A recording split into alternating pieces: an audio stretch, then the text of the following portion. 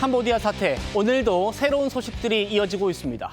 사망한 지 74일 만에 유해로 돌아온 우리 대학생 사건과 관련해서 조현 외교부 장관이 거짓말을 했다는 의혹을 국민의힘이 제기하고 나섰습니다. 무슨 얘기인지 직접 들어보시죠.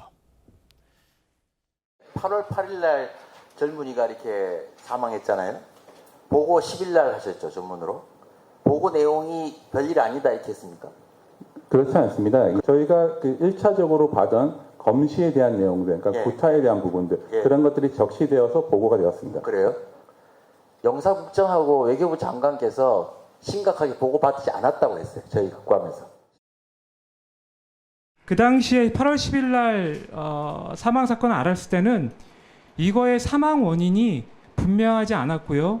경찰의 수사 중이었습니다. 이 사망 사건이 납치와 고문에 의한 사망 사건일 것이다라고 하는 정도까지 인식한 것은 언제입니까? 납치라는 단어는 저희가 그 당시 첫 보고는 자, 받지 그럼 거꾸로 얘기합시다. 가장 최근에 이 사건이 이렇게 중한 사건이다라고 한 것을 인식한 것은 언제예요? 장관님 한번 답변해 보세요. 가장 최근입니다. 대표님 뭐 날짜가 대충 언제입니까? 그러니까 지난주 정도인 것 같습니다. 그러니까 그 전에는 일반 사고로 전문 보고가 있다가 구타받은 상처도 있다라는 건 전문이 있습니까? 네, 있습니다. 대사들이 말씀은 심각하게 보고했다는 거 아니에요? 네, 저희는 있는 사실 그대로 보고했습니다. 국정감사장에서 외교부의 해명과 현지 대사관에서 확인한 사실이 서로 다르다는 것은 아마도 국민의 사망에 대한 책임을 회피하기 위한 위정의 가능성이 있지 않을까 하는 생각이 듭니다. 아니라면 외교부의 관리 감독 보고 체계가 구조적으로 심각하게 망가져 있다는 것일 것입니다. 지금도 사태를 관망하고만 있는 무능한 조현 외교부 장관은 이 사태에 대해서 책임을 지고 본인의 거취에 대해서 스스로 판단해야 될 것이라 생각합니다. 어제 캄보디아 현지에서 캄보디아 대사관을 상대로 국정감사가 있었습니다. 국민의힘 송원석 원내대표가 직접 질의를 했는데 캄보디아 대사관이 외교부 본부에, 서울 본부에 보냈던 첫 보고서가 있을 거 아닙니까? 그걸 직접 두 눈으로 확인을 했다는 겁니다. 그랬더니 대사관이 서울로 보고한 날짜, 지금으로부터 2달도 전인 8월 11일이었고 거기에 피해자가 고문을 받고 심한 고통을 겪은 뒤에 심장마비로 사망한 걸로 판단된다. 라고 아주 구체적으로 보고를 했더라는 겁니다. 그게 맞더라는 겁니다.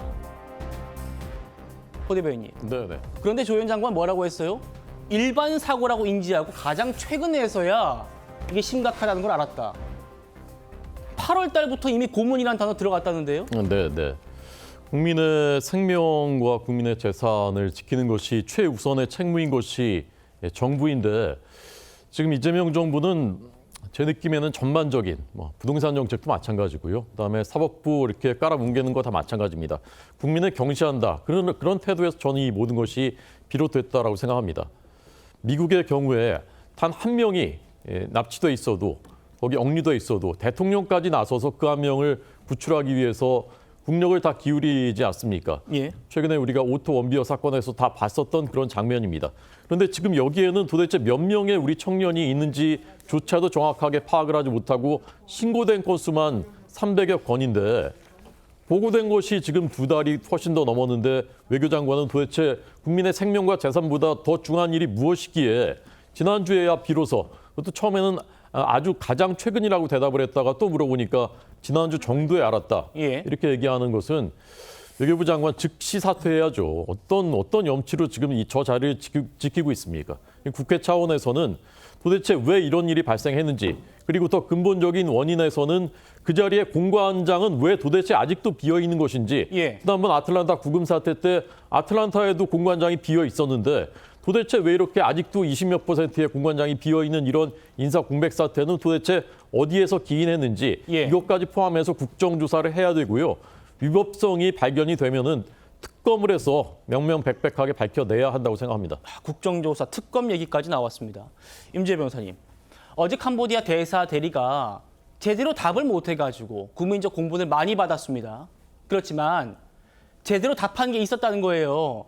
8월 11일 날 외교부 본부로부터 우리가 이렇게 보고했습니다. 그 보고서를 보여줬다는 거예요. 거기에 분명히 고문이라는 단어가 있었고, 그런데 지금 외교부 장관은 심각성을 최근에야 알았다. 일반 사고로 알았다. 어떻게 보십니까?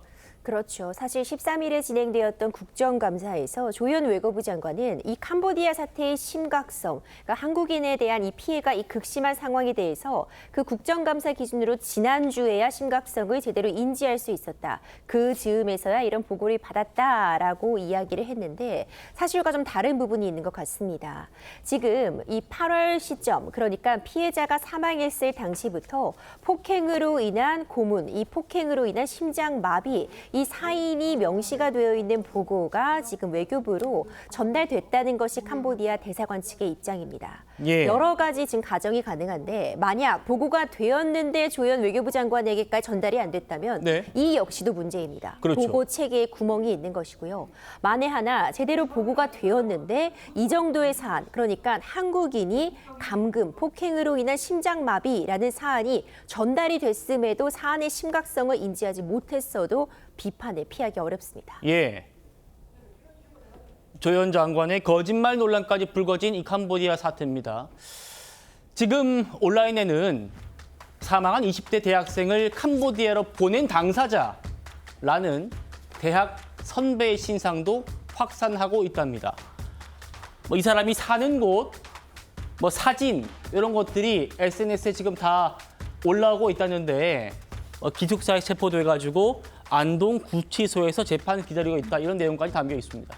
변호사님, 이 사람 20대 대학생을 캄보디아로 보낸 당사자, 이 사람이 지금 잡혀가지고 재판 기다리고 있다라는 건데 선배가 보냈다는 게 더 충격적이에요. 그렇죠. 지금 충남 천안 소재의 한 대학 선후배 관계였습니다. 이 피해자 입장에서는 선배가 소개해준 이 일자리를 믿고 캄보디아로 떠났던 상황인데요.